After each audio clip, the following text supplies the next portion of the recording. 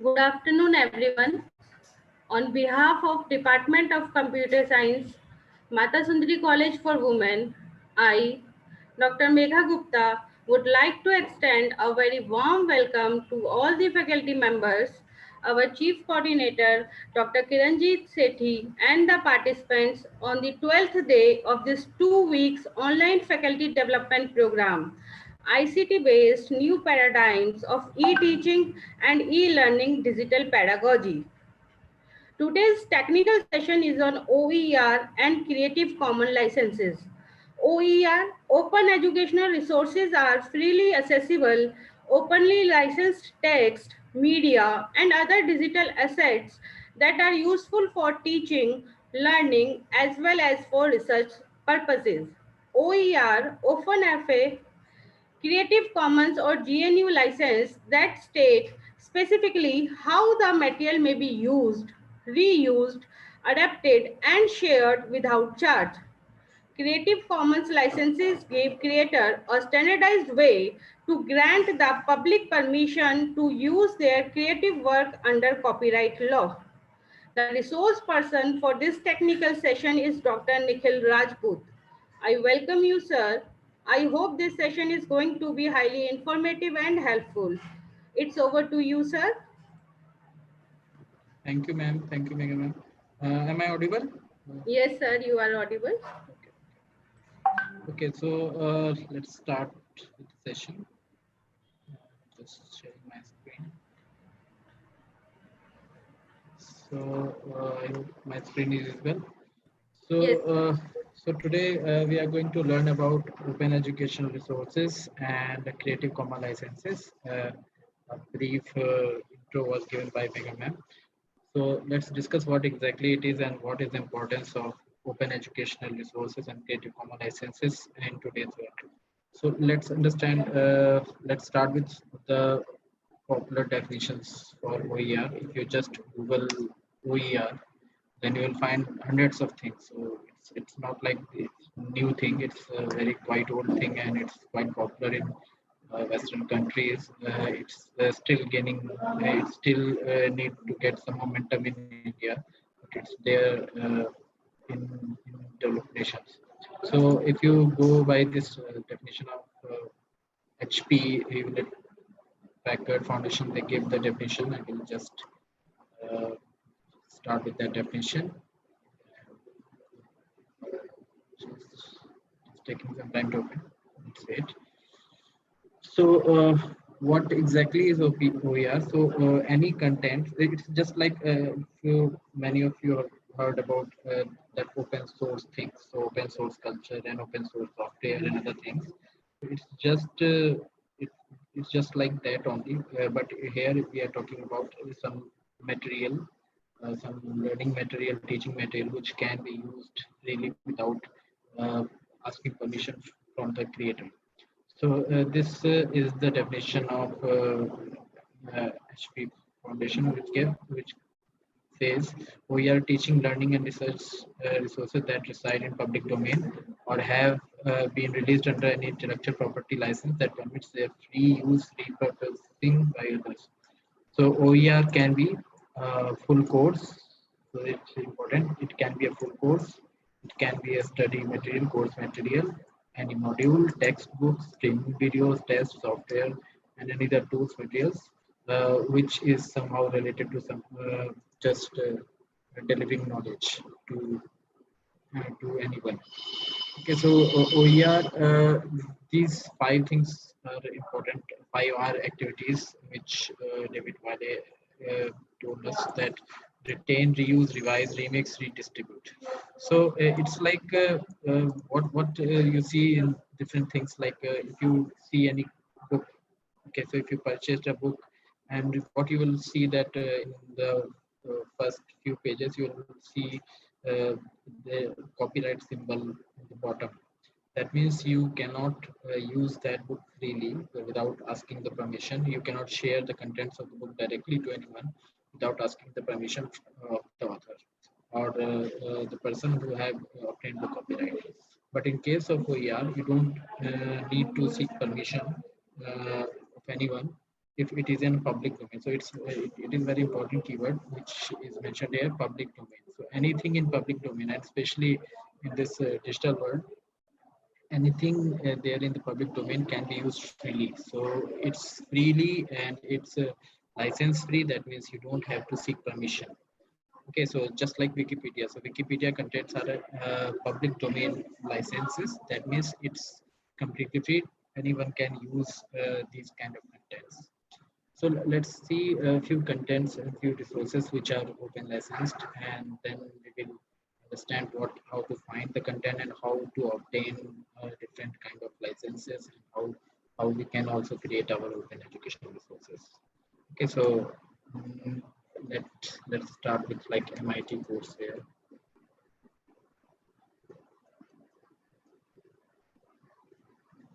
So MIT, you have heard about, so ocw.mit MIT courses. So this is just like totally free courseware. So it was started, I think, in the last decade. So they just provide all the courses free of cost. So you can reuse this, you can redistribute this, you can also modify this and make your content without asking the permission. So it's just like open education resource, and it's completely it is a complete course. Okay, so as you see the definition of this, it was written like any includes full course. So this is one of the example of full course MIT courses. So it's completely free. It can be reused by anyone, and you will not find. You will see that the definition there is Creative Commons licenses, and so it's under Creative Commons licenses. That means it's not copyrighted material. Okay. Let's see another example. So course materials, models, textbook. So for example, let me take an example of textbook. So most of you must have heard about this project Gutenberg.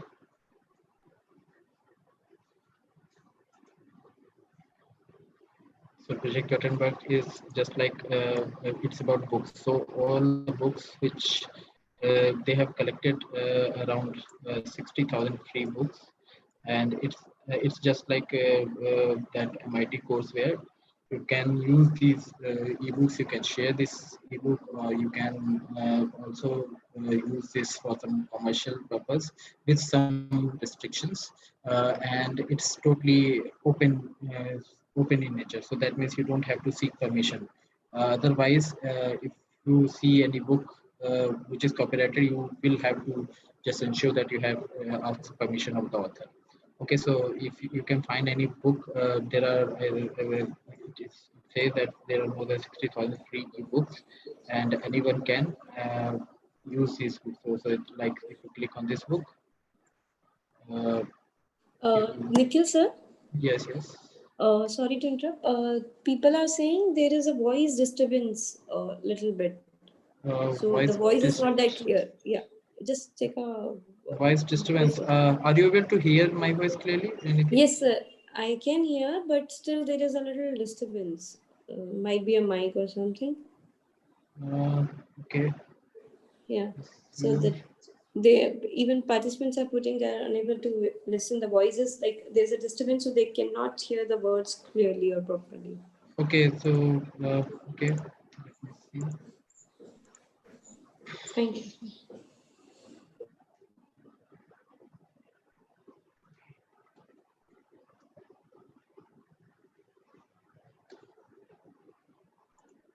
Okay, I will try to speak a louder, and I'm just putting my mic closer so that yeah, maybe the fan voice or any other voice should be there. Nithi and other panelists, are they able to hear my voice clearly? Ashima? Yes, sir. I'm able to hear, sir. Probably you are. I hope you're not connected on two devices. No. I am not connected. Okay. I've just opened There's this. a little difference in your voice, but though it's audible. Okay.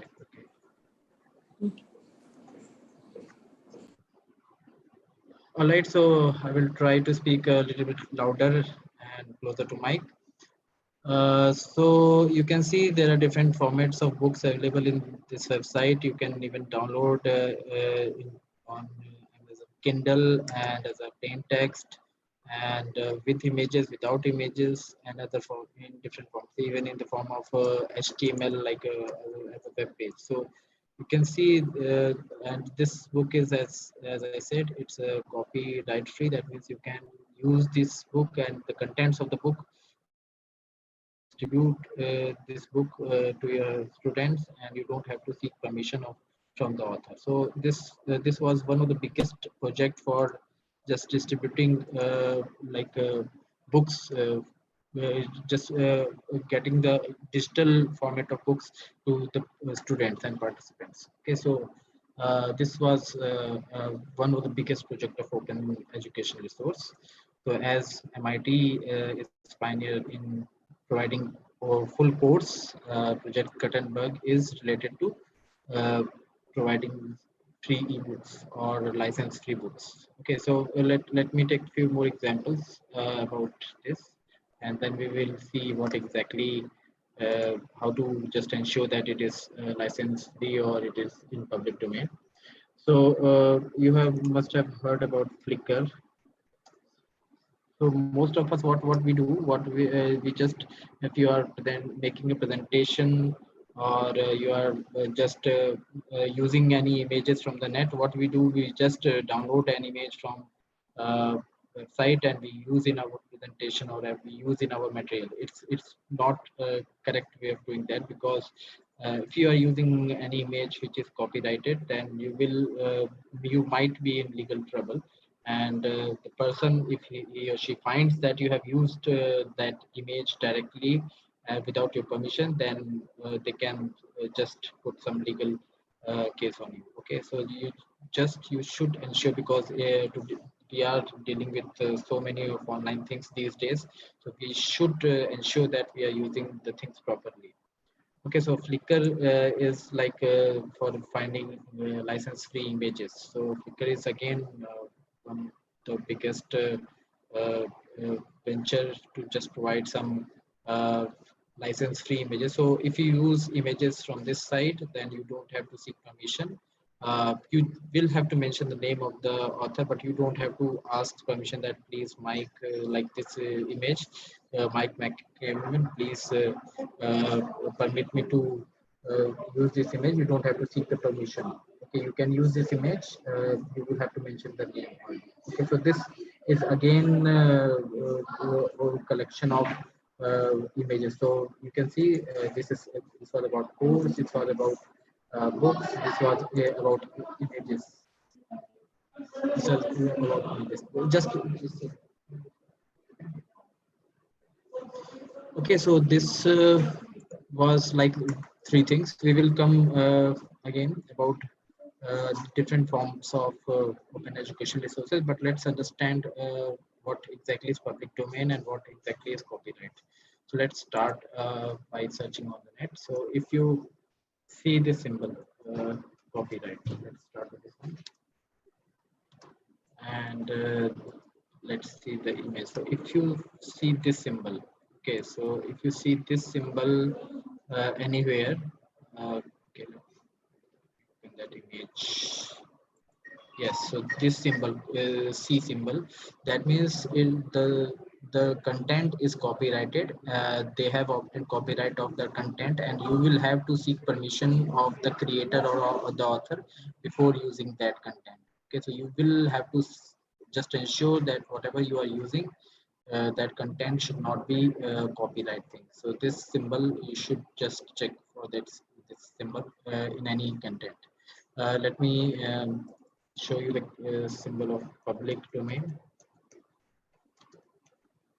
It's just opposite of this. So like C symbol and this cross. So if you see this kind of symbol, like there is a symbol and C symbol and there is a cross, that means the content is free, is under public domain license, and you can use the content without asking the permission, and even you don't have to mention the name of the creator. You can use it freely and without asking the permission or without mentioning the creator of the author. Let me take an example from the Wikipedia only.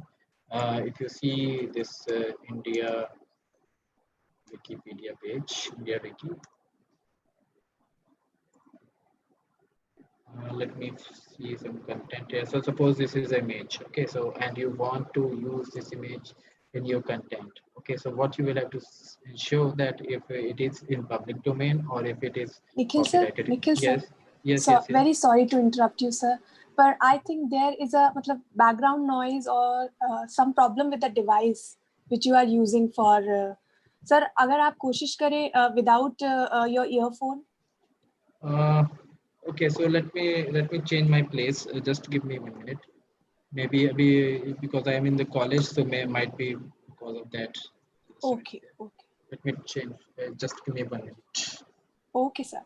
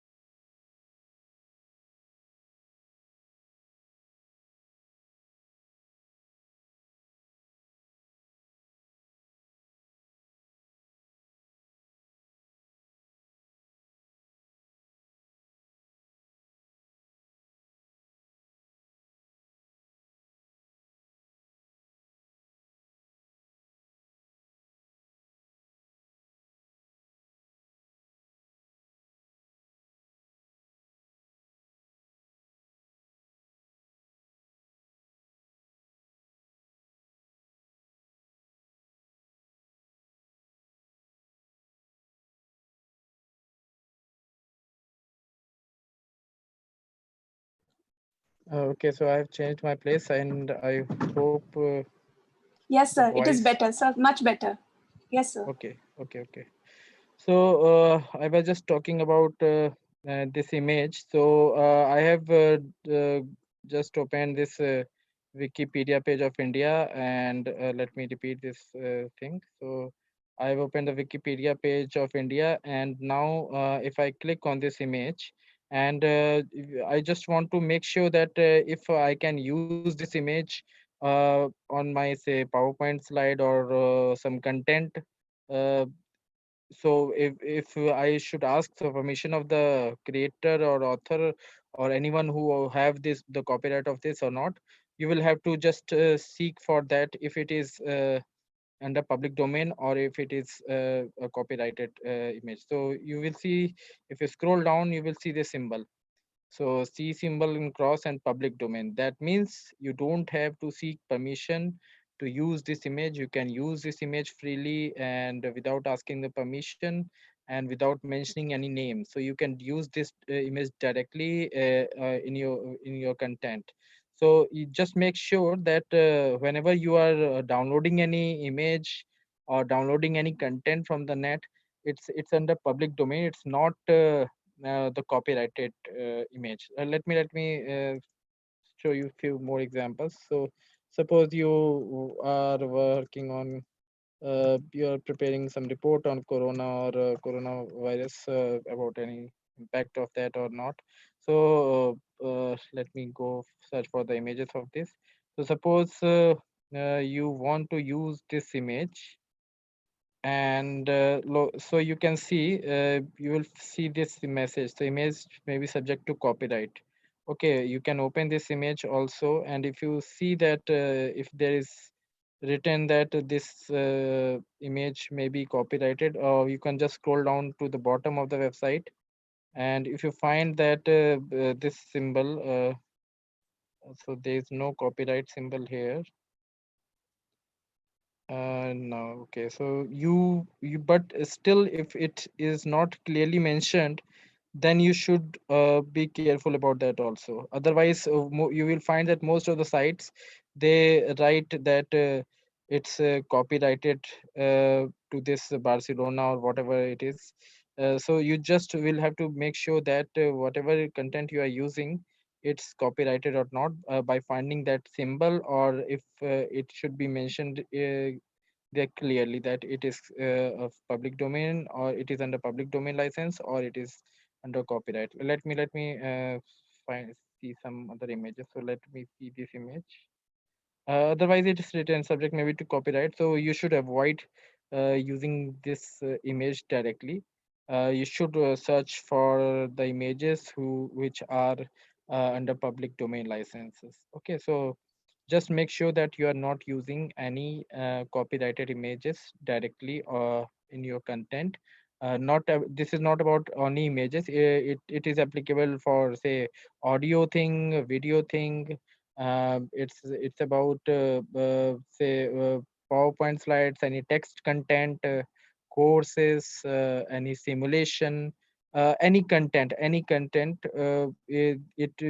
depends. Suppose I create a content and I don't want that my content should be used by anyone without my permission. So it is the basic rule. So if I have created my content, I would like that my the user of my content should ask my permission. So suppose someone have created this image, they would like that they should be asked before using this image directly. Okay, so you should ensure that these things are clear, because slowly and slowly in India also the awareness is increasing, and you might be in trouble if you are using the content directly and you're putting that content on net.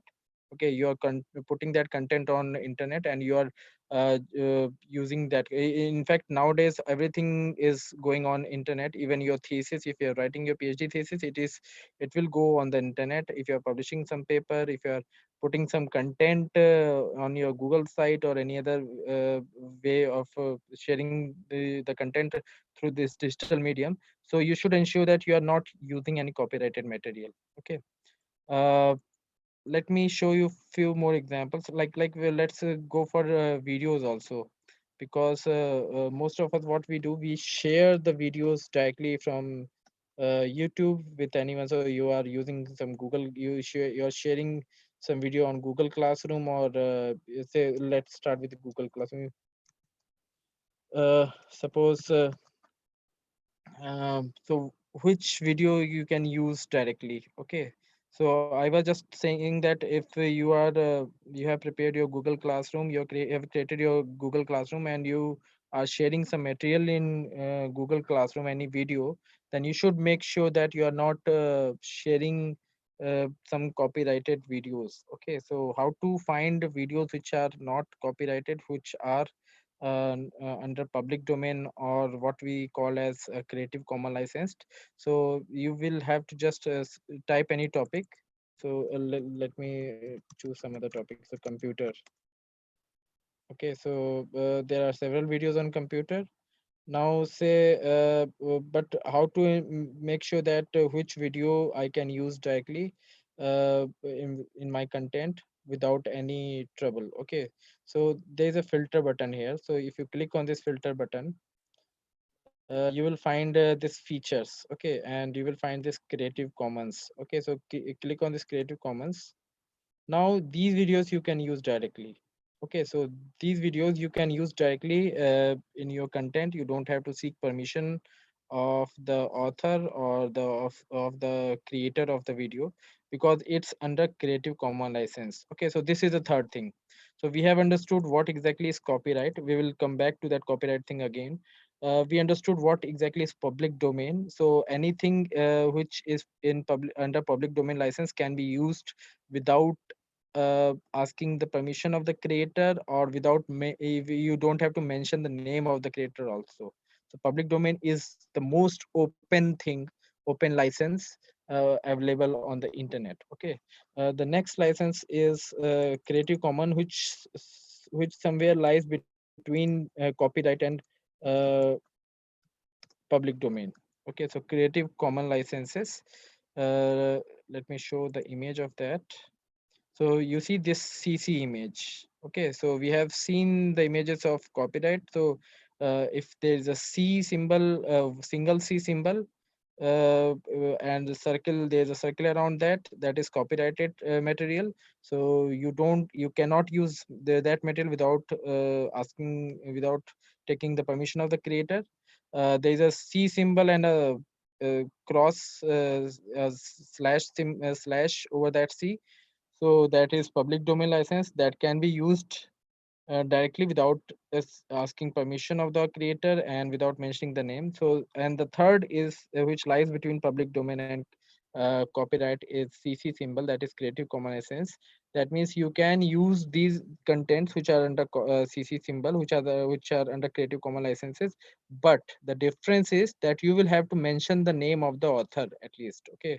So this is exactly the symbol. There are different categories. So CCBY, that means this BY indicates that you will have to specify, you will have to mention the name of the author or the creator of that content. You can use with that content directly without asking the permission of the author. So permission is not required, but name should be mentioned there. So it's important. So it's how it is different from public domain. In public domain, you can use it directly, but you don't have to mention the name of the creator, so it's not necessary. But what is the copyrighted thing? So in the copyrighted thing, you cannot use directly. You will have to seek permission of the author. You will have to write email to the author or creator, and if he or she allows you to use that, then only you can use it in your say content or your presentation or any other type of material. But in case of Creative Commons licenses, you can use the material directly without seeking the permission of the author, but you will have to mention the name of that author. Now, there are different categories of Creative Commons license. We will see each in detail, but this is the basic one. So CCBY, the BY indicates attribution. So attribution, that means you will have to mention the name of the author. So CCBY is the basic form of Creative Commons licenses. So let's find this was a video. So all these videos which we searched, I will now come back to that. So open the YouTube and all the videos, computer. And so suppose you want to use this video. Okay, no, this is not like this. So suppose you want to use this video, okay, in your some content. So what you will have to do, you can use this video directly without seeking the permission of this Ishan Guru, but you will have to mention the name of the Ishan Guru, because it's under Creative Commons. It's not public domain, because you will find that there is no option of public domain here. So all the videos are uh, either YouTube licensed videos or Creative Commons licensed videos. So all the videos, if you have use the filters and all, now we have applied the filter, and now all the videos are under Creative Commons license. So all these videos can be used by you. So suppose you can see this one also. So IIT Bombay video. You can share this video with anyone. You can put this video on your Google Classroom. But what is the difference? Since it's not under the public domain, it's under Creative Commons license, then you will have to mention the creator, like you will have to mention this video belongs to IIT Bombay, or you will have to mention the name of the professor here. Okay, so this is like Creative Commons license thing. I hope this must be clear. I can take if one or two questions, or if somebody wants to repeat anything, please let me know. If there are few queries, I can repeat it, because it's very important in today's world, and the awareness of this thing is quite important, because most of us, what we do, we just download anything from the net, and we use it directly, and it might be serious case. I will show you if examples in our videos also. I have received few things like somebody have used my video, so I can also put some case on them also. So I will show you that example in the last. Yeah. Yes, so there is one quick question that though there are so many websites, but they don't mention about the copyright. So at that time, how do we assume that it is a copyright video? It's better to avoid that, because like it's not a good thing that anybody, if you are also putting your content on website, even you should mention these things, like you want to put that content under public license, public domain license, you want to put that content under copyright thing, or you want to put that under CC license. So you should also mention your content there. Okay, so it's better. I would recommend that even you can use that directly, because it's not mentioned that it is copyrighted or not. But better to avoid those kind of contents in which there is nothing is mentioned. Even you will find most of the sites, even you are using any news article, you will find that copyright symbol in the bottom also. So every website contain so let me show example of the website. So suppose I just I am teaching this topic on operating system. So suppose this is the website Wikipedia Geek for Geeks. If you go to this site, so what you will find, you will just scroll down to the bottom, and uh, you will see this. Okay, so this site is not working. Yeah, because it you will find mostly the contents you will find in the bottom. It is written there that it's copyrighted. So yeah, you can see this at the rate geek forget some rights reserved. So some rights reserved, that means again you will have to make sure that you are not using the content directly from this site. Let me open some other site also, say tutorial point. Let me see this content also. Just scroll down, you can see this is there. So copyright 2020, all rights reserved. So that means they have obtained the copyright of the material. So you cannot use the content directly from this site. You will have to seek the permission from this tutorial point that we just want to use this content. And even this comes under the plagiarism also. So if you just copy and paste this thing on your slide or any material, then it's plagiarism also. So what you can do, you can, if it's copyright, then you can ask the permission of the author, and now you will have to paraphrase this also. So it's like a very strict thing. So all the contents should be your own in any form. So if even you are using some text material which is copyrighted, it is not applicable to images and videos, you cannot say that. But in case of text material, you will have to just take care of plagiarism also. So it's a double burden in case of text material usage of text material. But in case of images, if it's like written copyright, all rights reserved, then you will have to seek the permission of the creator. You will have to write to tutorial's point that we want to use the content in this your content in our presentation or our some course. Then please give us permission to use that. Okay, so just make sure, because it's a serious case in the Western world. In India, it's slowly growing because most of us ignore these things. That's why. But otherwise, anyone can just file the copyright violation in case you are using that material directly. So you make sure that you don't have to use anything directly from the net, because there are hundreds and thousands of websites which provide open education resources. You can use the materials from there. And I will show a few more examples about that also. Let me complete that Creative Commons license part first, then I will show you few more websites where you can find these things. Okay, so let's understand what is Creative Commons licenses and how to obtain it. Suppose you have created your content and you want to obtain Creative Commons licenses, then how to do that? So suppose you again you will have three options. You have created some videos, say you have prepared some content in the form of image, in the form of video, in the form of audio, or in the form of some text. What you can do, you have three options now. You can put those material under public domain. Okay, you can obtain copyright of that material. And how to obtain copyright of that material? So in India, you can obtain any copyright by this site, copyright .gov.in. So you can see this is the legal process. You will have to obtain, you will have to fill the form, and you will have to pay a nominal amount of fee. It's not very high. It's like 200, 300 or 400 rupees.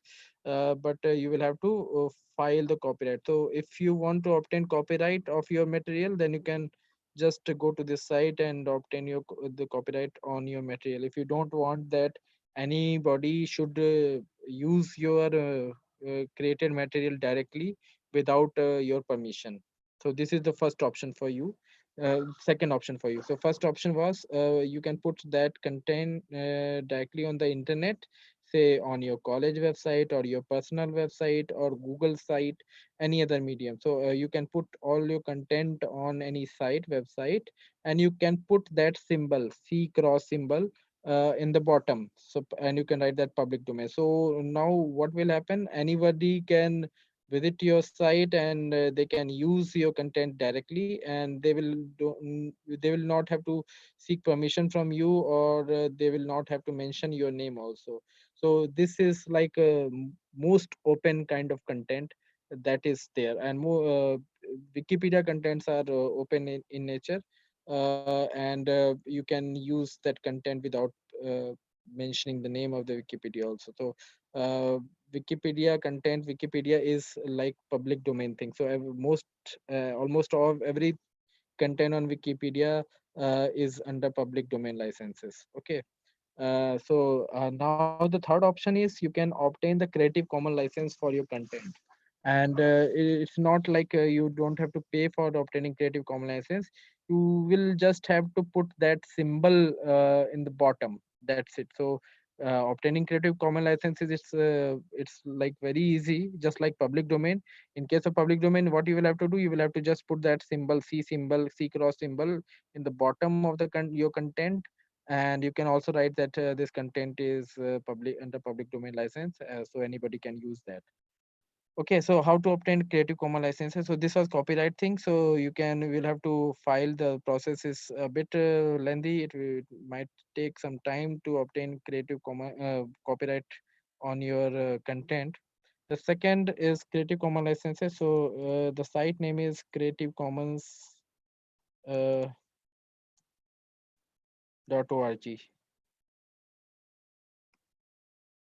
So creativecommons.org is a site name through which you can seek different you will also find hundreds of websites here which provides Creative Commons license things. So this the photo, some biology educational material, even journal. So most of the science people must have heard about this PLOS journal. So this is under CC BY license. That means all the published paper in PLOS journal, they are under Creative Commons license. So anyone can use their paper directly. They don't have to seek permission of the author. Okay, if they are using this PLOS published journals. Otherwise, most of the publisher like Springer, Sage, or Elsevier, you will have they obtain the copyright of the journal paper, and you will have to seek the permission of the author. Is there any query? Sir, how do we put copyright on any content created by us, which I guess you already explained? Yes, so copyright.gov.in, you will have to go to that site. You will have to fill the application form. It's a lengthy process. I cannot cover this in one session, but you will have to fill that form. You will have to pay the fee for that, and then you can obtain the copyright on your material. So the material can be in any form. Even you can obtain uh, uh, copyright on your photograph also. So you have clicked a photograph somewhere, and you can obtain the copyright of that thing. So you have created a piece of music, if you have created painting, if you have developed some content, you can obtain copyright on that. But what is the benefit of you obtaining copyright? If someone uses your copyrighted material, then you can you can just fight a legal case against them, and you can have some compensation for that if they are using your content directly. Okay. So, how to find out copyright free images? That is I'm showing right now. So just give me some time. I will show you. I have already shown you the site of flickr.com. So the flickr.com, all the images are Creative Commons licensed, so you can use all these images freely. There are other sites also, so this you should explore this site if you want to understand Creative Commons licenses things. Okay, so let me give some more time, then I will take a few more queries. Okay, Nidhi? Yeah, sure, sir. Thank you. Okay, so let's see what is Creative Commons license, how to obtain Creative Commons license, and how to find the things. Okay, so you can see all this in music. So Jamendo.com. If you want to just use some free music. So suppose you are creating a video and you want a background music free of cost, then you can go to Jamendo.com. So free music is there. So you can see the CC BY license is there. So Jamendo, uh, yeah, this photographs, so John Wood, educational material, skills commons, open stacks for biology material. So you can see all these contents are Creative Commons licenses, licensed content, and you can use as I said, PLOS for scientific research articles. So all the scientific content, all the publications are under PLOS is under CC license, so you don't have to seek permission of the author or PLOS to use that directly. So all these sites are available. You can just explore this creativecommons.org, and this is a site where you can also find that symbol to paste on your content if you want to obtain Creative Commons license. Okay, so let's see. Suppose you have created some study material, or you have clicked some photograph, and you want to put it under Creative Commons license. Okay, so I'm not talking about copyright, I am just saying talking about Creative Commons license.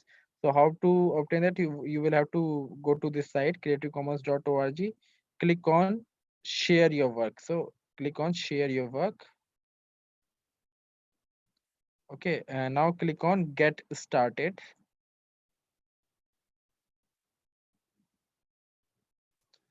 Okay, so you will see these options. Okay, so this is the basic one. As I said, license features. So allow adaptations to work by shared. Okay, so CC, and this is called BY. So this is a basic form of Creative Commons license. Okay, I will just repeat this again so that you can understand what exactly it's script. I have already mentioned it 2 or 3 times, but I will just uh, mention the difference between these three again. Okay, so that you have there's clarity about these three things. So as I said, there are three things.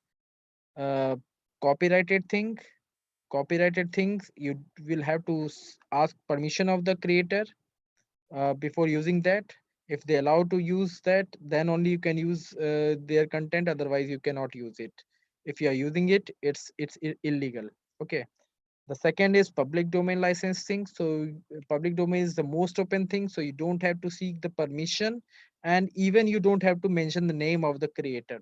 So this is the second type of licensing. The Creative Commons license, which lies in between these two licenses, in which you don't have to seek permission of the creator, but you will have to mention the name of the creator or the author. So this license is like this. So this is the symbol CC, and this is BY symbol. So what you will have to do, you will have to just copy this symbol, and you can put it under your content. So suppose you have created your Google site. Let me open sites.google.com. Let me show it directly. So this is sites.google.com. You have created some content, you have created some text content, and you want to obtain Creative Commons license for that. So what you can do, you can just put your content here.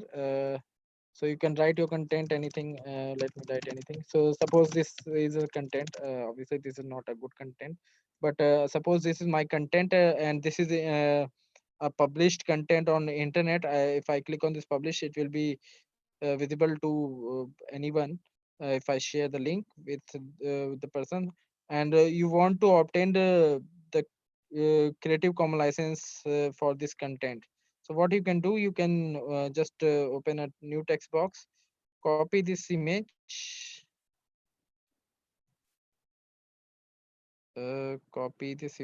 and paste it here. Okay, this problem.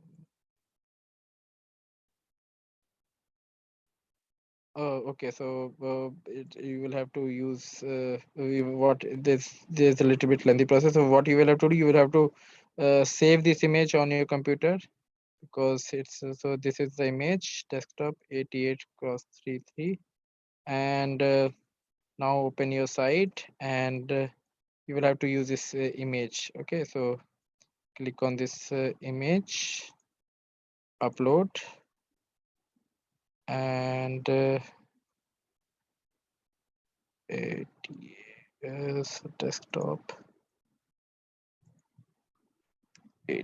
Yes, so this is image. That's it. So now you can see I have obtained this license, Creative Commons license, for my this random text, random content. So this is a simplest process. Even you can write some name here also, like this is under license. This content has been created by Nikhil Rajput, and this is under Creative Commons license. You can also add some content along with this symbol. So this is it. So the obtaining CC BY license is the easiest one.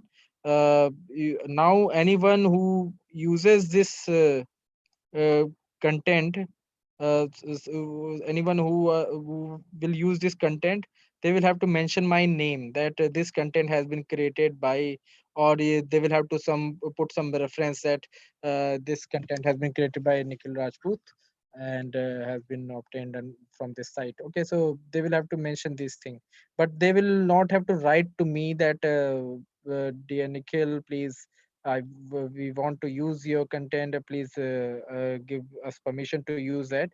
They don't have to do that, because it's under CC license, so they don't have to ask permission from me. They can use this content directly, but they will have to mention my name, that this content has been created. So this can be obtained for anything. You can put this symbol for your you can paste this image on your photograph if you want to obtain CCBY license for that. You can paste this content. You can just put some video here, and you just paste the symbol in here, so you can obtain that for your video also. Otherwise, if you upload your video on YouTube directly, there's the option of Creative Commons licensing there also, by going to the setting button.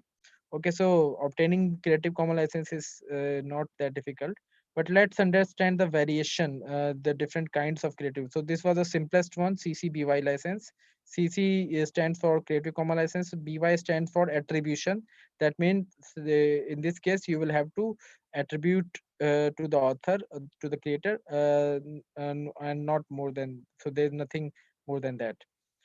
Let's understand the different kinds of Creative Commons licenses, a bit difficult. So you see there are two boxes here, two options here. Allow adaptations of your work to be shared, and allow commercial uses for your work. So if this is like this type of license, then what they can do with this content, now anyone can use this content for anything. They can modify, you use this content, they can modify the content and use it. They can even use it for commercial purpose also, and they can do whatever they want to do with this content, because I have obtained the simplest form of CC BY license. But if you want to make it more stricter, then you can have that by using these options. So suppose I don't want that my content should be used for commercial purpose. I just want that anyone can use my content, but I don't want to allow them to use it for some obtaining, or for some business purpose or some commercial usage. So what you can just click on this no button, and you will see the symbol will change. Now you will see that CCBY, and there is one more symbol here there where dollar and cross. Okay, so NC. So NC stands for non-commercial. So now you can put this image. You can download this image, And now if I replace this image with uh, the next one, so if I upload that image, let me do that. Yes, so now you can see the license has this is a bit stricter license. Now anyone can use this content without seeking my permission, but they cannot use it for commercial purpose. They cannot use it for some so like they can put this content in a book, and they cannot use that for selling that book without just seeking my permission. Okay, so this is a bit stricter, in which the creator don't want to allow it for the commercial usage. Okay, so what you will have to do, just to click on this no, and the symbol will change. Okay, otherwise you can make it simpler, like if you click on yes, so yes and no, there are two options here. So this is a stricter form of CC license. Okay, let's understand here also. So allow adaptations to of your work to be shared. So if you want that uh, your content should be used as it is, so you don't want to allow modifications. Okay, so you don't want that your content should be used by modifying that. Okay, so suppose you have clicked any photograph, and you are putting it under Creative Commons license, and if you select this one, that means you will see this ND, non-derivative. So now non-derivative means that whatever the content is there, it should be used as it is. No modifications, nothing tweaking or anything should not be done on that content. Okay, so you have clicked that photograph and you are putting it under CC BY ND license. That means anyone can use that photograph without seeking your permission, but they cannot modify that image. They will have to use that image as it is, non-derivative. Okay, so this is again a stricter form of license. Even you can more stricter by including this non-commercial also. So you can see now there are four symbols: CC, BY, NC, and D. That means CC is for Creative Commons license. BY means attribution. So it will be there always. So attribution, you cannot skip with this attribution part. You will have to mention the name of the creator always. So you cannot skip with this.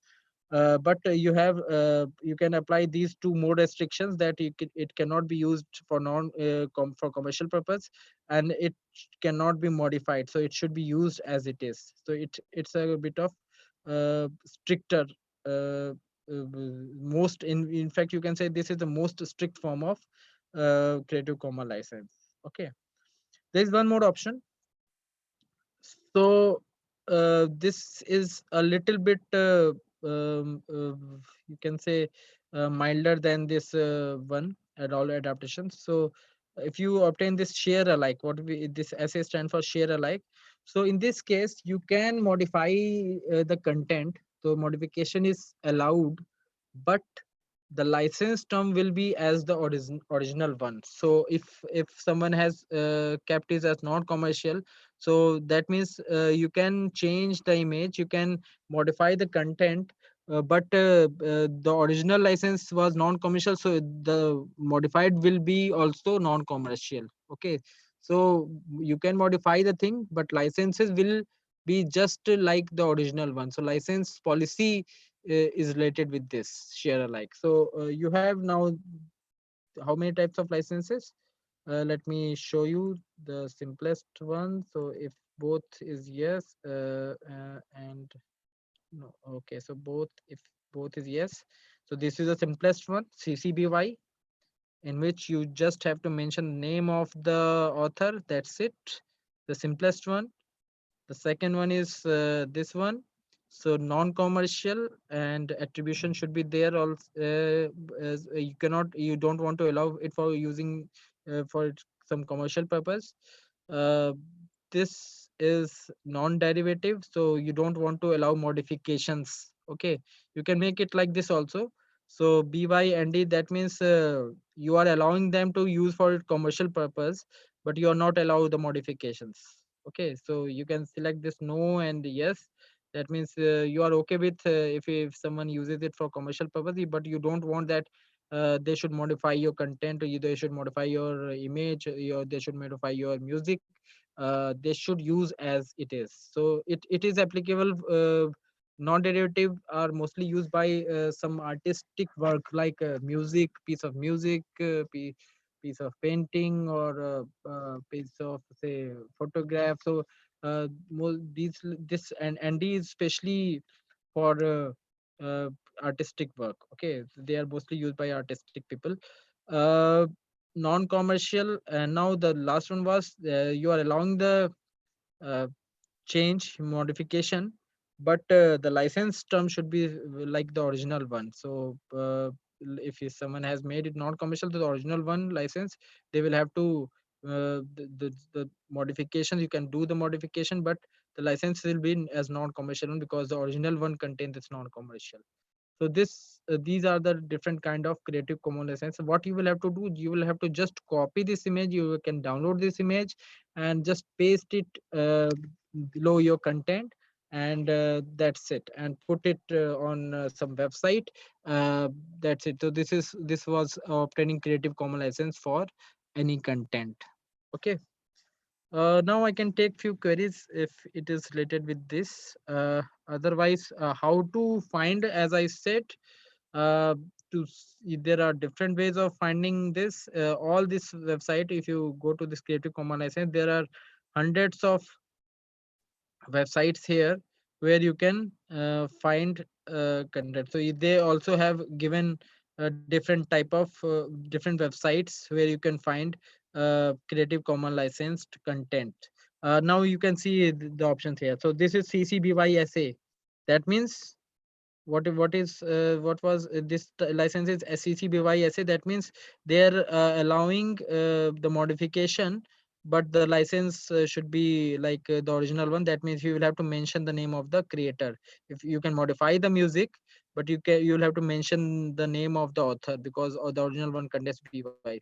This is a public domain, so the most open kind of licensing. So if you are using the photograph of this site, then you will don't have to seek permission, or you don't have to mention the name of the creator. So this is the most open kind of content available on the internet. This is again CCBY. That means you will have to just mention the name of the creator. CCBY, CCBY ND. So this is like, this is the photograph. So that means you can use the content. You will have to mention the name of the creator, and you cannot modify the content. So you these photographs, you can use the photographs in your content, but you cannot modify the photograph. You cannot change the background, or you cannot use the photo like Photoshop the image. So ND, that means you non-derivative, you cannot modify these photographs. Okay, so CCBY SA, this is just like you can modify the content, but you will have to the license will be the original, like you will have to mention the name of the creator. Okay, so you can find all these licenses. Public domain, uh, this is again public domain, I think. CCBY plus CCBY. So CCBY NC. So this is like a most strict form of Creative Commons license. That means these books, you can use these books. You will have to mention the name of the author. You cannot use it for commercial purpose. You can modify the book, the content of the book, but you will have to mention the name of the original author, and even after modification, you cannot use it for commercial purpose. Okay, so these are the different kind of Creative Commons licenses. Okay, and all these websites you will there are photograph sites. So if you click on this, this will open a new site, and this is like Flickr one, and you can use all these contents directly. Okay, so is there any query till now? Then I can take it. Otherwise, I will show you how to find uh, open educational resources on internet, different ways of doing that. Any So you can queries? continue. We'll take the queries later. So it's not Okay, that. okay, Yes. okay, okay, okay, okay. So I hope you understood the difference between these three: public domain, copyright, and Creative Commons license. So Creative Commons license culture is like it's very popular these days, so that people can share the things, and it also contributes, like most of the open education resources, they are under Creative Commons licenses. So you what is a way of doing this? Just create your content if you want to make contribution to the open educational resources. Create your content and put your content on any website, your personal website, college website, or any other third party website. uh, what you can do, you can just put Creative Commons license image in the bottom of your content, and now anyone who uses your content, they will have to mention your name, but they don't have to write you that they are going to use your content, because writing and reverting process, it might take some time, and in some cases the original creator don't want to just they don't want that their material should be used directly. Okay, make sure that you are using the right things, and you are not infringing the Copyright Law Act. Okay, so copyright is a bit stricter, and you will have to make sure that so these are the different images which I have just mentioned, that CCBY, CCBY SA, CCBY NC, CCBY NCSA, BYND, BYNC ND. So BY is attribution, NC is non-commercial, SA is share alike, and ND is non-derivative. Okay. Uh, Someone has their mic open.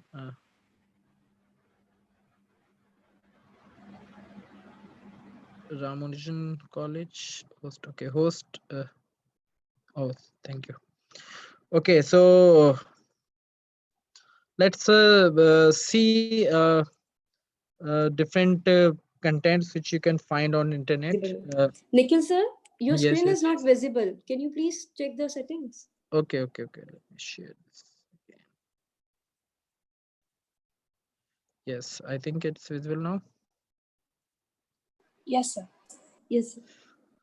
Okay, so this how to just look for different type of contents. Like I will show you few examples where you can find most of the open education resources. I hope you understood what exactly is open education resource. So open education resources are those sources, those type of materials which is freely available on the internet or any other way. It's free, that means, and it's if it is it can be copyright also, but it might happen that I have written any book, but I just want that it should be available freely, and it can be shared with anyone freely on the internet. So if you see that any book is there, what you can do, any copyrighted book is there, what you can do, you can visit their site of the author, and if they have if they have mentioned that anyone can use that copyrighted thing, then only you can use it directly. Otherwise you will have to seek the permission of that creator. In case of public domain, you don't have to seek permission. So let me show a few examples. OER Commons. So this is a site name, OER Commons. So oercommons.org is, you will find different repositories here, in which there are hundreds of material which are either Creative Commons licensed, or under public domain, or even under copyright, but they have allowed it. Okay, so collections, if you click on some collection like library resources, so all these contents are pet interactive. So this is like simulation thing. You will see this if you are a chemistry teacher, then chemistry physics teacher, then you can use this. You can see this is under CC BY licenses. So you can use all these simulations to teach anything to your student. Uh, so mathematics, STEAM, garden-based learning, Shakespeare, library, game-based learning, adult education, open licensing. So all these materials are open education resources. You can use it directly because you will find that either the contents are under public domain license or they will be under Creative Commons licenses. Okay, so you can use these uh, things directly. So oercommons.org is the site where you can find different type of contents. Okay. Uh, there's few libraries also which provide open educational resources like uh, OER Pittsburgh, University of Pittsburgh OER. So Pitt's library guides, if you go to this link, you will see they have provided several links to the sites where you can find Creative Commons licensed things. So let me yes, open educational resources. So textbooks, uh, collections. Okay.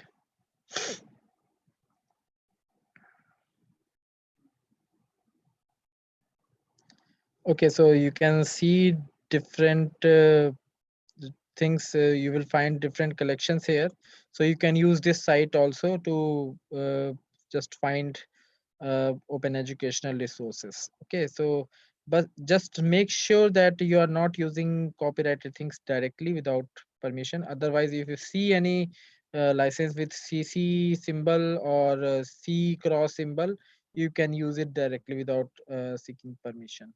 Okay, so these two sites are there, OER Commons and uh, librarypits.edu. Wikipedia is there, in which you can find most of the contents freely, but Wikipedia is not that reliable source, since it is a public thing. Every article, so if you see Wikipedia content, this India page, if you click on this view history and view source, you will see all the contributions are made by some people. So we contribute to this content. It's not like reviewed content most of the time.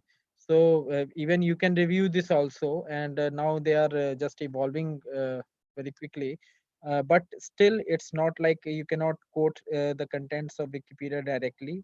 It's not like it's since it is not reviewed content, it is not admissible, or it is not like not exactly authentic every time. So, but Wikipedia contents are uh, uh, Creative Commons licensed and sorry, public domain license. So most of the contents here are under public domain license. If you see any image here, you will see that either it is CC BY or it is public domain license. So this is CC BY SA. That means you can use this image, and this image has been taken by the Sandeep. So since as I said, the contribution is made by the public. So Mr. De Sandeep click this photograph. They have he contributed to this Wikipedia article, Ajanta, and he has just put CC BY SA license. That means you can use this image in your content, but you will have to mention that this photograph has been taken by Day Sandeep, and you cannot change the original form of image that because it has he has obtained SA license. That means you cannot modify this image. You will have to use it in its original form. Okay, so Wikipedia contents are either most of the contents are public under public domain or CC Creative Commons license content, license content. Okay, so Wikipedia, OER Commons, Creative Commons. So the site's name are oercommons.org libs.pit.edu, Flickr for photographs for images, and uh, the other option there was creativecommons.org too, for obtaining the Creative Commons licenses, as well as several links are also there in that site. Okay. So this was about Creative Commons licenses, public domain license, and copyright license. And MIT courseware is there if you want to use some content, some course directly. So all the contents here are Creative Commons licensed, so you can use these contents directly in your classroom or in your teaching process, but you will have to mention the name of the professor or the creator, and you will have to mention that this course has been taken from MIT courseware. So full course is also available there, and books are available in Project Gutenberg, and there Sir, are the Sir, yes. sir, Mhm. your screen is again not visible. It's again gone. Oh, okay. Okay, so as I mentioned, Project Gutenberg is there for books, MIT courseware for full courses, OER, Wikipedia for contents, OERcommons.org for obtaining Creative Commons license, and OER Commons for again finding some uh, open educational resources on the net. Okay, so let me take few queries. Yes, sir. Mhm. So can we share the link of YouTube in our classroom? Yes, I will repeat the process. You can share the YouTube, but you will have to make sure that it is under Creative Commons license. Let me show you this again. If you want to use like, if you're teaching, like I am teaching operating system, and I want to find some open contents. So just search for open your content, apply this filter. So click on this filter, select this Creative Commons. Okay, now I can use these contents in my classroom, so I can share these videos because it's under Creative Commons license videos. But what I will have to do, I will have to mention the name of the creator. So I will have to mention that this video has been created by some ADDA247. So in this case, you can use this videos, but you will have to apply this filter and select this Creative Commons license, and then only you can use. Otherwise, if you are doing if you are sharing the video directly, then I will show you this message also. So you will see this is our channel, and let me show you this under the studio, and I will show you. We have say more than 800 videos in our channel, and we have, let me go back to this. uh, yes, so new copyrighted matches found review video that might be using your content. So we have received this message that our video has been used by someone. So you can see that some non-teaching staff is there. They have used our video. We have received that these videos have been used by these people, and they are using 100% of our video. So we can uh, just file some legal case on this non-teaching side, because uh, they are just infringing that copyright law, uh, because we have not made our video contents as Creative Commons license videos. Okay, but we can make that. But in most of the cases, as I said, in India, most of us ignore these things. Even we are ignoring these things. We are not going to just file the case or anything. We are not going to do anything like that. But this is like this is a like serious case. Anyone cannot share, even just putting any others video to your YouTube channel. It's again illegal if it's not Creative Commons license. If you are uploading it under your channel also, then you will have to mention the original creator, okay, in case of Creative Commons.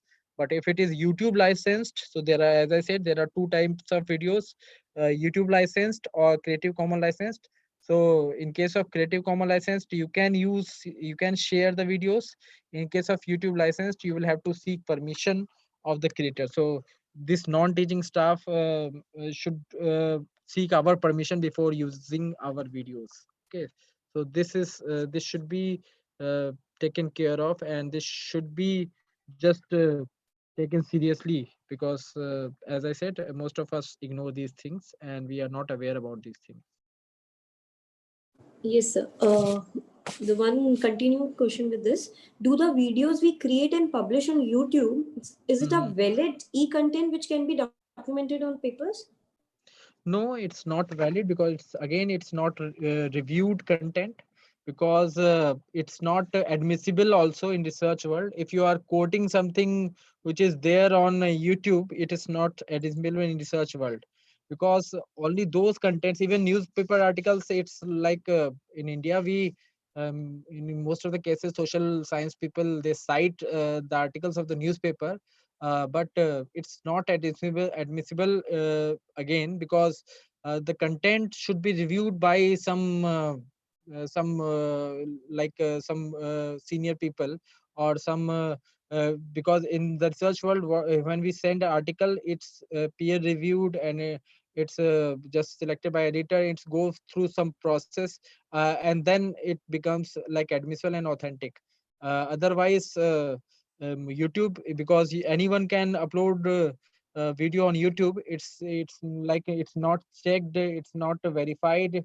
The content, whatever you can say on YouTube, and you can just put it on YouTube.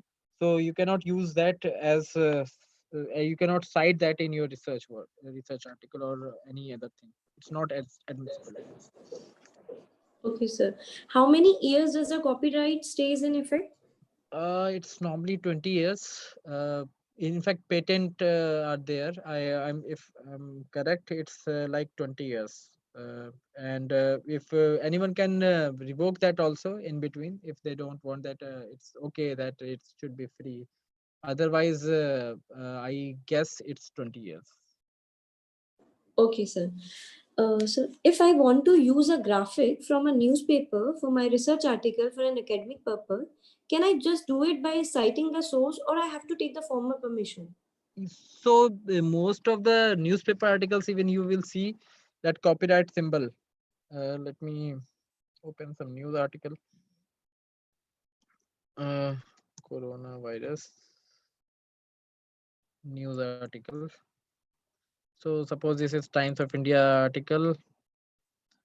If you go down to the bottom, you will see that all copyright reserved, Bennett Coleman, all rights reserved. So you see they have mentioned that they have obtained the copyright of all the things. So even if you are going to use this image, then you should uh, asks permission from these news agencies also. So you cannot use directly uh, these things. Otherwise, but India, in most of the cases, you will see that people use it directly without seeking the permission. But you see, they obtain the copyright. They have the copyright of the things. They mention this, that because they have they this is the original work of their self. They are not using this. Even if they are copying something from other newspaper, or they are using some other material, they will ask permission from that author also. So it's better to take permission from the newspaper also if you're using their work. Okay. So generally, the statistics mentioned in the newspaper, we directly quote the statistics sometimes from the newspapers and articles when we are it's writing our academic journal. it's Though we, huh? Yes. it's a big blunder according to me, because you cannot because the articles in the newspaper are not reviewed by some experts. Okay, so you cannot quote them directly, and you should avoid that using that, because you see, even you can just find out it yourself. In some newspaper, you will find the numbers are different. In some newspaper, you will find the numbers will be few different, because it's not reviewed thing. It's not like if you want to use some data, then you should always use it from some government site. Okay, Yes, so I. because government sites or some scientific world, because in that case only they are they are responsible. They can be held responsible. That you cannot held responsible, that you cannot sue newspaper that you have mentioned this data. So it's very important that you should always use who are like who can be held responsible for that. Because if government puts some data on their website, you can just you can file even you can RTI, you can just question their data also. So suppose because in India you will find that most of the data like data.gov.in. So if you want to use some numerical data, you should use this site, because government is providing this data and they can be held responsible if they put some data wrong. Okay, so either you should use data from like government or some authentic agencies, or you should use from data from the scientific world, which are in which the things are reviewed. Okay. Yes, sir. One more question. Most of the time, we don't find the copyright symbol on the web pages. How do we make sure about the copyright then? As I said it earlier also, you should avoid using those things, because it's always better for us also that whatever type of licenses we want, we should put it under our content also. So if you want that it should be copyrighted, then put that C symbol. If you want that it should be Creative Commons license, then put that CC symbol. If you want that it should be public domain, then you should that use that public domain. So avoid I think you should avoid those contents in which nothing has been mentioned there, because it might happen they have not put that copyright symbol in that page, but they have obtained that copyright. Okay, so it's better to avoid uh, using that contents in which nothing is there. Okay, sir. Is there any chance of misuse of Creative Commons content? uh, what can how can one misuse your content?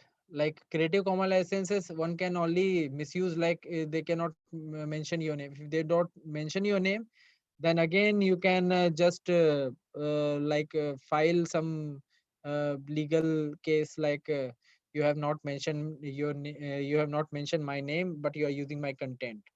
But you will have to identify, anything can be misused, even copyrighted things are misused. Most of you will find there are hundreds and thousands of cases, especially in India. It is increasing cases. You will find several cases in University of Delhi also, like in last few months, that a few of us came under plagiarism and other things. But you should be just because we are all academicians, and we should be aware of these things, and we should make our students aware about these things also. So it's because in India it's like awareness is developing, but in Western world they are very much aware about that. Okay, but you will see that even in our case also, we used our one of the resource person, they used someone's video in their content, and we quickly got message from the YouTube that you have used this copyrighted thing, and you can be in the legal framework. But they have just they just warned us, and otherwise and they warned that if we repeat this case, the thing, they can file the legal case. So it's very serious in the Western world. And in India, it's the awareness is it's little bit slow, but I think in the coming years it will, all of you will have the awareness about these things. And you in fact they all we all should know about these things. It's very serious. Yes, sir, I agree. So one more. Can we use the videos from other universities with the students in our Google Classroom without seeking any permission?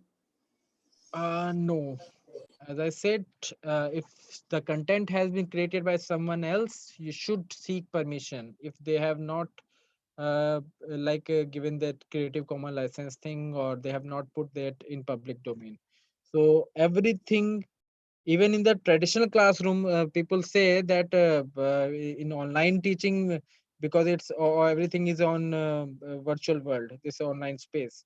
But even in case of your traditional classroom, you should avoid using copyrighted things, and you should avoid the content of the other people directly. You should always use your content. Even you can use some paraphrasing and other things to make your content. but in every case you should always use your content only. Okay, because in traditional classroom, what will happen if someone say records your voice, some student takes your videos and put it on your YouTube. Otherwise it can be it can be also a case because you are using content of some others content without seeking permission, if it is a copyrighted thing. So we should practice this thing in our daily routine, and we should be aware about these things. Okay, if even in our traditional classroom. Yes, sir. One question by Ms. Shweta, it's a very specific one, even which you also showed, that she asked about there's a university, Ambedkar University has a website which says right under CC by NC SA 4.0 something. What is this form of licenses? They don't have an image. They don't have. They don't have any image, but they mention about this complete CC by NC SA 4.0. What is this form of licenses? I think I have covered that in much E- detail. I will have to just put my laptop with charger. Just give me a second. So as I mentioned, I have covered all these type of licenses. Okay, so NC is non-commercial, so anything in that site cannot be used for commercial purpose. First thing, and the second, if it is written ND, that means they cannot use it. They cannot just modify the content. Okay, so whatever is, I think I have covered that in detail. If you have missed that, you can see this video again. Yes, sir. Yes. Can we take CC for PDF documents? Yes, you can obtain Creative Commons license for any type of material. Okay, sir. What does get metadata for documents that support XMP?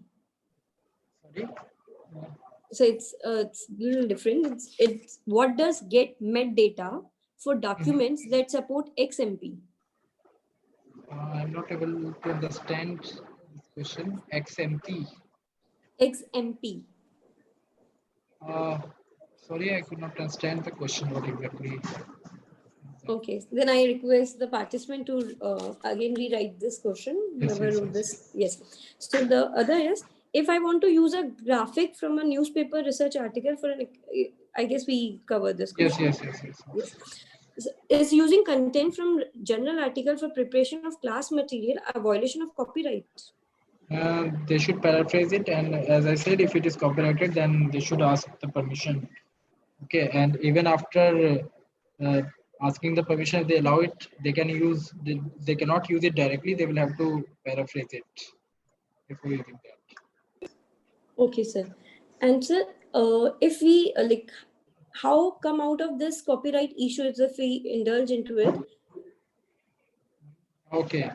Okay, it depends on the author. If they ask for some compensation money, then you will have to pay for it. Otherwise you will have to just like a court case is there. So you will have to face that. Okay. Otherwise, if the original author they allow you to just let free, then they can do that. But they have the right that they can ask for some compensation money, or they can fight a legal case against you. So that's why I am repeating this again.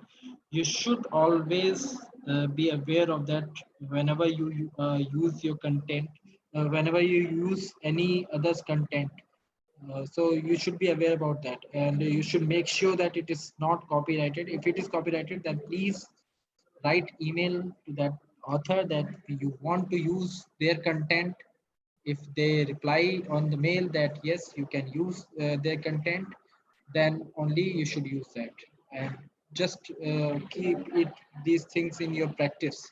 Okay, and it most of the authors they allow them, because even I have written mails to several authors, and most of the cases they allow that yes, you can use that.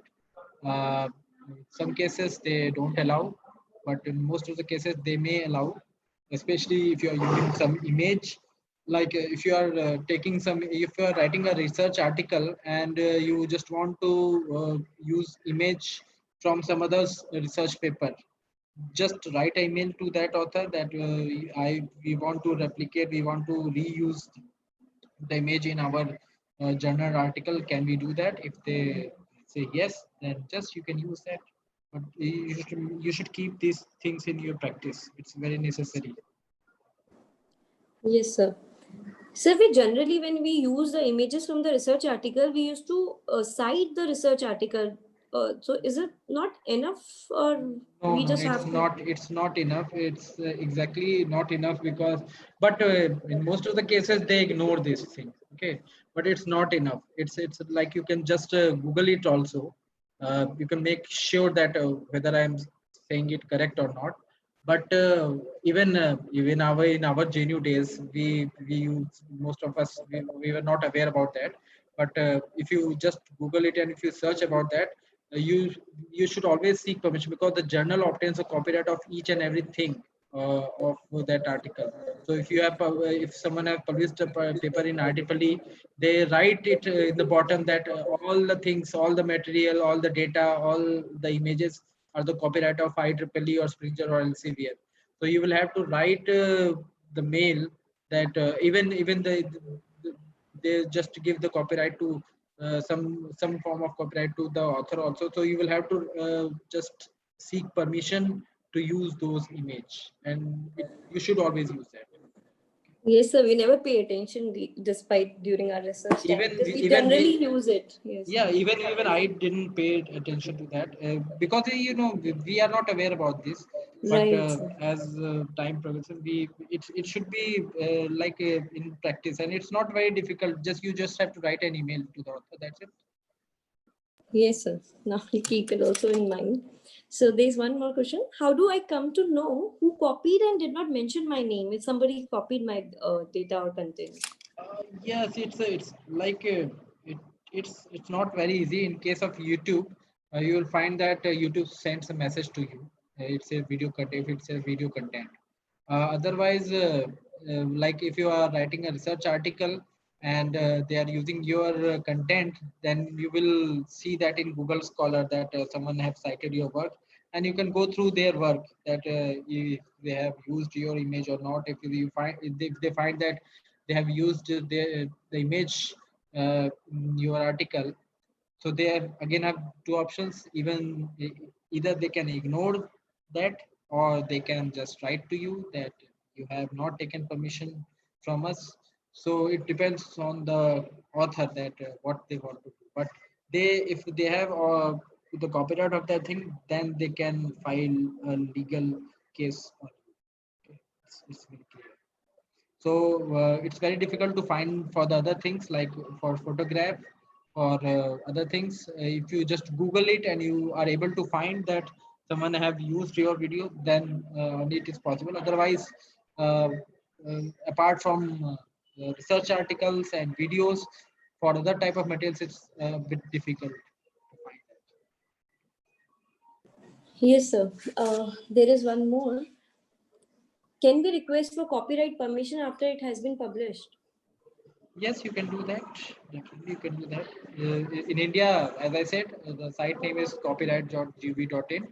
If you have published something, if but publish, that means if you have published some research article from some journal, then the Springer they just get they just send you a copyright form that they just want to obtain the copyright of all the things. So if you have published something, that you must remember that they ask for the copyright, that they will have all the copyright of that material. So if you want to obtain content, if you want to obtain copyright for your content, then you can go to the site as I mentioned earlier, copyright.gov.in. You will have to fill some form. You will have to pay some money, and after that, it will take some time, and you can obtain copyright of your material.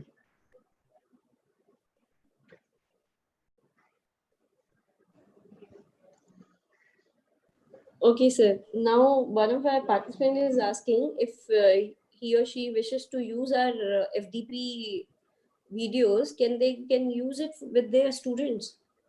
Uh, they will have to seek permission from the, suppose this video is going to the Mata Sundari website, then they will have to ask permission from the Mata Sundari that they want to use the videos of Mata Sundari DP. And if Mata Sundari College, they write email to them that yes, you can use that, then you can use it. There's no problem in that. And if they use it directly without seeking permission of Mata Sundari College, then it's up to Mata Sundari College that what they want to do. Either they can file some case, or they can ask for some compensation money, or they can ignore this. Surely we're not gonna ignore after this informative session. So there's one more. Please let me know how to find out and download non-copyright images. I think I have covered You this. covered it, yes. Yeah, there are But again, several I'll state websites. So OER Commons, creativecommons.org, Wikipedia, Flickr.com, MIT Coursera, all these sites are there. Gutenberg for books. So these all are Creative Commons licensed or public domain licensed things. You can download it freely and use it freely. You can see there are 63,248 free books. So use these ebooks. Don't go for copyrighted books.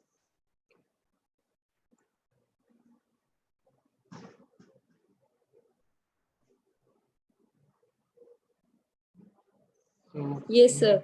If yes, sir. Still, we have time. If you wanted to cover something, so I think if someone have query, then they can ask. Otherwise, it's just like you should be aware of these things, and even what you should do is even I would recommend that they should also contribute to this OER, because it's very important. And in India, with different background, with different vernacular mediums, we need these kind of things. So even we try to initiate few things about this also OER.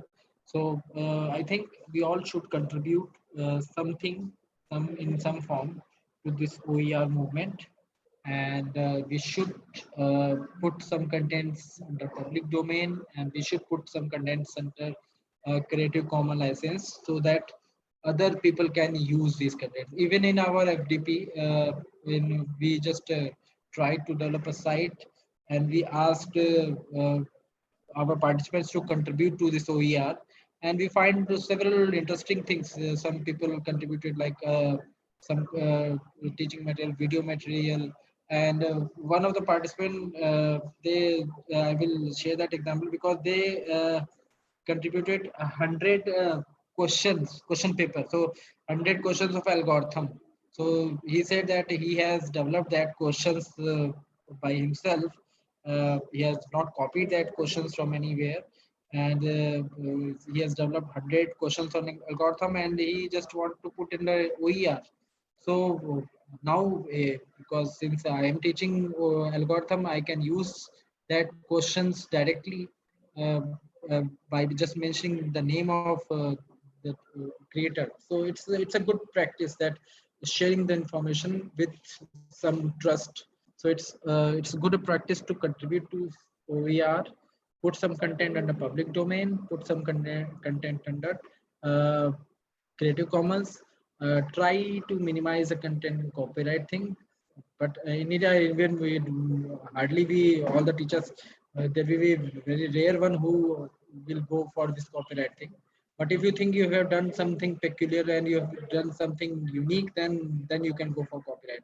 That you think that you can earn money from that in the form of royalty or other thing. So in that case, obtain copyright for that unique thing. Otherwise, I think in India, with a large number of students and with different variety of vernacular mediums, even I can request that some of you, they can just replicate this thing. So suppose there are participants from Tamil or Punjabi medium, what they can do, they can just uh, just make a video of this Creative Commons license thing in Punjabi, in Tamil, and Telugu, and make it OER, so that others can benefit from this. So I think this open education culture, it needs to be there. and it is much required in the developing nations like India, because many of us are devoid of like basic awareness and basic education. So it's I would request every participant that they should contribute to this OER movement. Yes, sir. So the data, the question about the metadata, she reframed it. What is metadata? Creative Commons also has a section on it. When I researched digital photo archives, many websites mention it. Okay, let me So see I that. guess if metadata is, they are talking about the metadata is generally which we talk about in a database DBMS also. It's a data about data. So if suppose if we are using any title, creator, or license information. So when you choose a license on a website, we get back some metadata. That is what I feel like they are trying to mention. It might be there, but you can see that if you are just creating a website, then this can also be act as a metadata for this also. So like you can just copy this thing and give it to your website manager that put this content.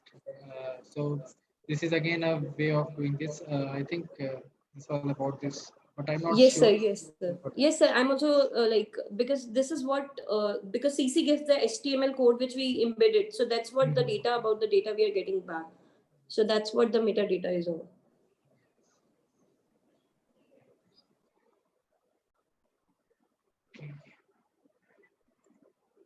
So if there is any other question, so you can say there are different networks. So CC USA, CC France, CC Japan, CC Turkey. Uh, I don't think India. Yeah, India is also there. So you see, this is a kind of movement is there because even UNESCO, UNO, they have mentioned about this OER policy. So if you go about the Open Education Resources UNESCO, so even they are very serious about this UNESCO, that OER is quite necessary to make education more approachable to everyone. So OER movement is there. I think we all should be part of this, and we should contribute as much as we can. Just making a simple Google site, even you can put your contents in Google site and share it with everyone, and share it with some groups, Telegram groups, WhatsApp group, and your college website. So just make a Google site, put your OER content there, obtain the CC license for your content if you want, and just share your content with everyone, and be part of this open source, open educational culture.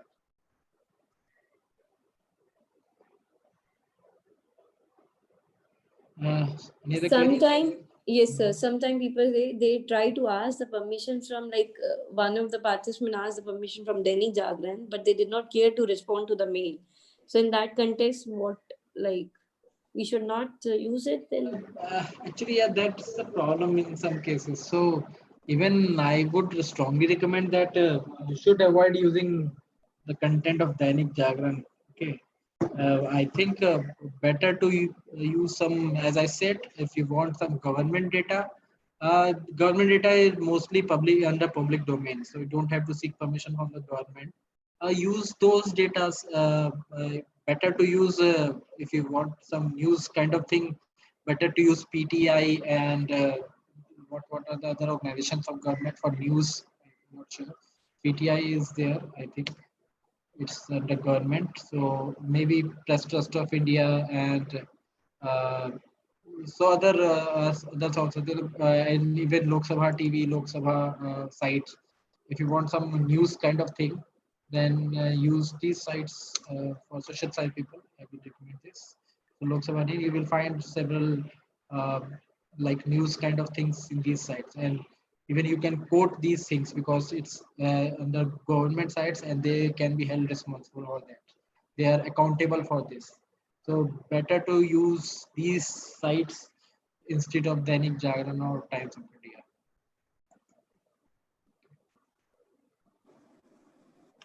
Okay, sir. There is one more question. Is LibGen under copyright?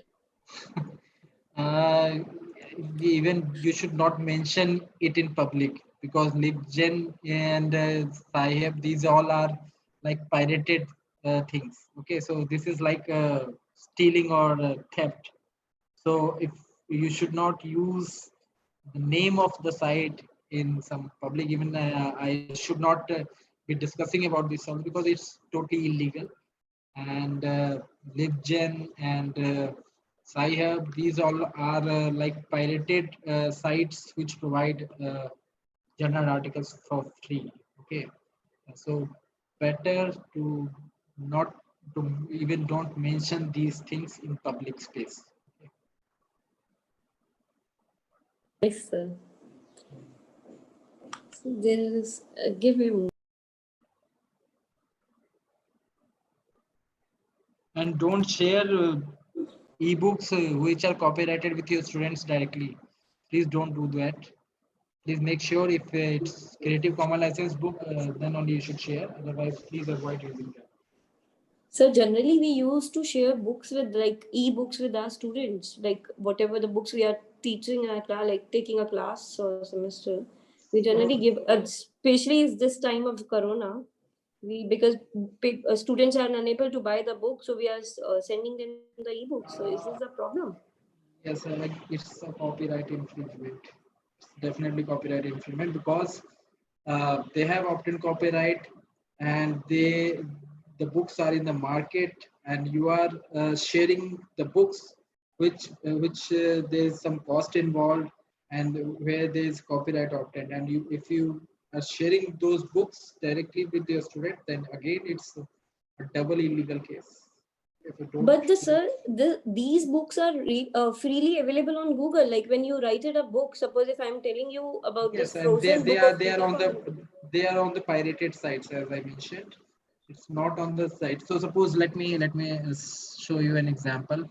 Suppose I am teaching this operating system and we use the book of Galvin. Of course, you will find this Galvin book on the net. You see there are different sites. All these sites are pirated book provider site, but this is an authentic site Amazon, and it is there's some cost involved in this.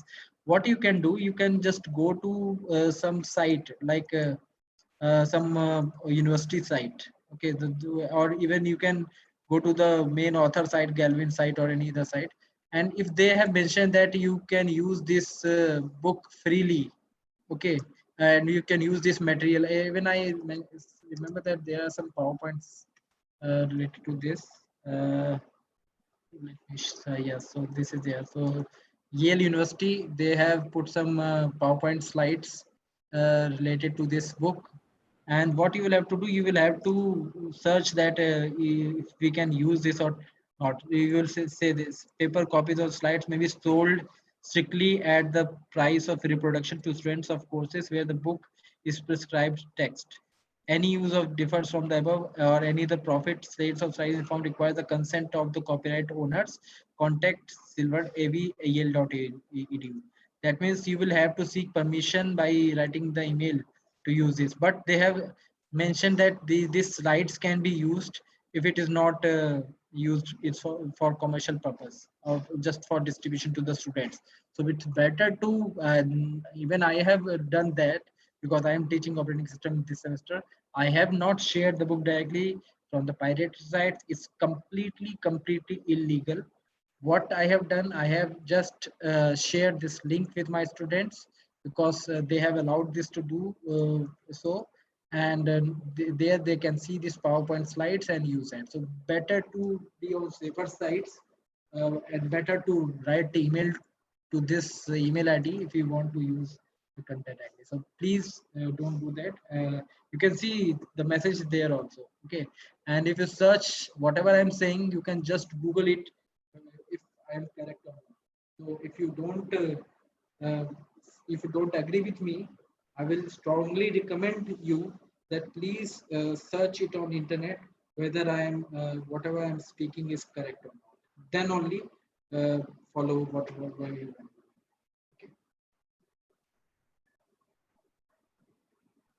Yes, sir, it's a little surprising also because we literally share the books e-materials. So for me also it's a opening eye.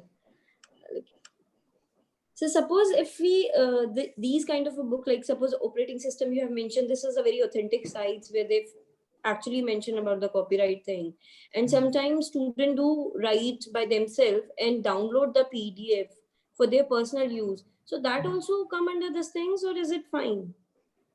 Anything from pirated site, it's illegal. So there are millions of pirated sites. Okay, so it's we should in academic world we should avoid using that. Okay. Anything so as you mentioned, LibGen and SciHub, all these are pirated site content provider sites. We will say exactly name there. So, but Yale.edu, it's an responsible site, it's accountable. So if Yale infringes any copyright, then anyone can just file a legal case to them.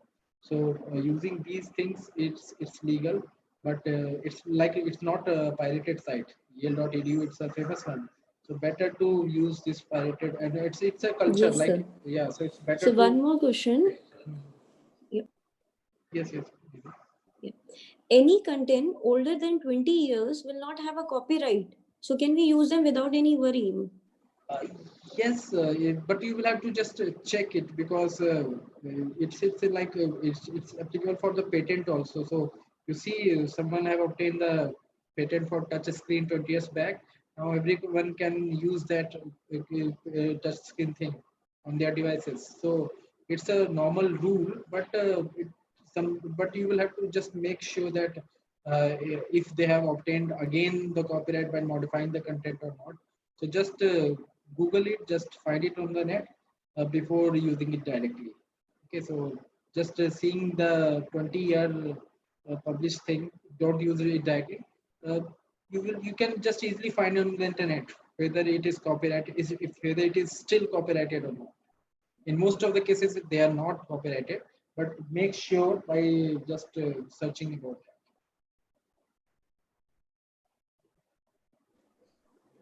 Yes, sir.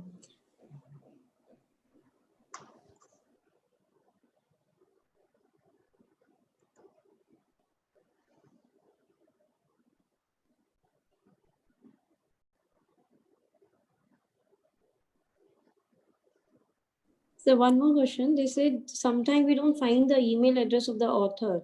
So in that context, like how to connect with the authors and the people who are the main source of it? I think most of us, what type of content we will use? We will use either some kind of book content or research paper content, and it's compulsory that they should if you publish any journal article, they just ask for your email address. It's like nowadays it's necessary thing. So in most of the cases, you'll find the email ID. If you don't find the email ID, then you can just write to the publisher name also. So like if it is a Springer article, then you can write to Springer that please provide the email ID of the concerned person, or please allow us to use this type of content. So in most of the cases, you will find the email ID. Uh, Even if you cannot find the direct email ID, then you can find the ID of the publisher or any other related person. Okay, sir. So one more, again that XMP things which I asked before, it's again prefaced it. They said Creative Commons is recommending XMP as the preferred format for embedded metadata. XMP. So XMP is basically here extensible metadata platform which facilitates embedding metadata in files using a subset of some RDF.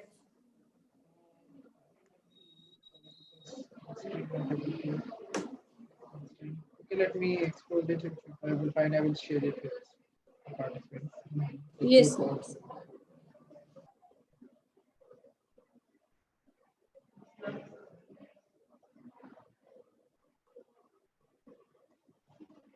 Okay, any other query? Sir, as of now, no more queries. Okay, so So there is one, sorry to interrupt. There's one more just pop up. How I contribute to OER? As I said, the simplest way of doing that is just prepare your Google site, put your contents there. The simplest way of doing this is doing like this, and you can ask your institute or university to make a separate section of OER where all the teachers can contribute. Even students can contribute to the OER. So it's better to have a culture at a personal level, as your institutional level, at your university level. It's better to have you should, if government should take the, even government of India have started few initiatives about OER from SWAM and other ways, but it's not like that much visible like others are. So if you see MIT, Stanford, Harvard, they have done immense contribution to OER culture. Okay, but in India, as I said, it's not like that much. People are not, the teachers are not aware about that. So you can start with your Google site. Just create your Google site, put your OER content there, share that website with your colleagues, with your students. Even you can share it with your, if you are the part of this FDP, you can share your OER contribution there also. Yes, sir. So there is one more last question. Why is open access publishing so expensive? Journals need to be paid if we want to write an open access article. So there are two type of publishers who ask for money, either predatory or so open access. So open access publishers, they ask for money because they are taking one-time money for that. Otherwise, for their earning, because they are a company, they have to pay salary to their employees. So they have to depend on subscriptions. So you can see that even University of Delhi, I think they pay, I think 1 or 2 crores per year for subscription of journals, different type of journals. JNU pay for it. Most of the universities pay for it for subscription base. So if you want to just go away with this subscription culture, so for money, because they need money for running their servers, computer servers, they need money for paying money to their employees. They will have to just ask money. So either they can ask money from the universities through subscription basis, or if they don't want to do that, they will ask money from the authors to make that open. Like PLOS. PLOS, they ask money, great amount of money to publish an open article.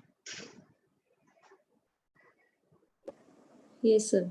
So for today, I guess the queries, there's no more queries. If you like to go tell something, it's fine. Otherwise, we can. I think we can stop here. I think I have covered most of the Yes. things. The Yes, three sir. things like public domain, copyright, Creative Commons licenses, and OER. If you still have query, you can just ask in the group or any other way. But I think you should be all of us should make aware about these things. It's necessary and it's important also. And you can explore these things on your own also, and you can verify whatever I've told today if it is correct or not. You should verify, like sharing a book, like LibGen, like all the things. You can also search for that if it is whatever I have told you, it's correct or not. Like quoting some newspaper article or citing some newspaper article, it's correct or not. You can just search it on your own also. It's very important to get aware about these things. Okay, by your own, you can explore it by your own, or as I said, you can just go through today's session and just verify these things. Okay. Yes, sir. And before winding up this, we have one or two things also, like people are coming up with. Like we talk about open access general, and they usually ask or money between like 200 USD to 400 USD. Open Access journal. general, yes, open access general usually ask money in between 200 USD to 400 USD. So as I So said, the reason behind that, because they have to pay money to the employees. So either they will ask money from the universities and colleges as a subscription, or they will have to ask money from the author. So some journals they depend on subscription, and some journals they depend on asking money from the author. Okay, so to make any journal open, because in that case, if the journal article is open, they will not take money from the subscription. Okay, so in that case, uh, the money they ask from the author. Okay, like for PLOS, as I said, PLOS is a CC license journal, and you will see that they ask a good amount of money for this. And they don't depend on this subscription basis, but they will ask money from the author, and it's freely available. So all the articles are free. But as I said, they have to pay money to their employees. They have to pay money for the server on which this website is running, and for all other processing things, they depend on this money. Yes, sir. So there is one more. How can we know that the open access journals are not predatory? It's very easy. Just there are two sites to find out that predatory journals. There's a list of Bial predatory journals. There was a librarian who prepared the list of all the journals. So this is a site predatorjournals.com, and the original one is Bial's list. So Bial's is a librarian who prepared this list of all predatory journals. If you find your publisher name here, please, if you have already published it, retrieve that paper if it is possible for you. And if you are going to publish the article, then you can search the name of the publisher in this list. If you find that name in this list, please avoid that. Okay, so bialslist.net and predatorjournals.com. Thank you so much, sir. It's really very informative and eye-opener lecture for today. So I'm really thankful for having such informative session with us. So before calling for a vote of thanks, I would like to invite our Chief Coordinator, Dr. Kiranjit Sethi, for making certain important announcement today. Dr. Kiranjit Sethi, over to you. Yeah. Thanks, Dr. Nidhi. So good evening, participants. Hope this finds you in the best of health and spirits. So as we come close to the finale of this interesting, engaging, and informative FTP, we would like your precious feedback as to how you feel about this whole program. Your constructive and encouraging remarks and suggestions will definitely help us go a long way to bring about positive changes in the program. To know about the views of our participants, a feedback form has been uploaded on the portal ms.rcmoocs.in. Kindly fill it as soon as possible. It will be highly appreciated. Another thing, after so many days of learning, it's time now to assess the knowledge acquired. There will be a test for all the participants tomorrow, 29 September 2020, after the live session.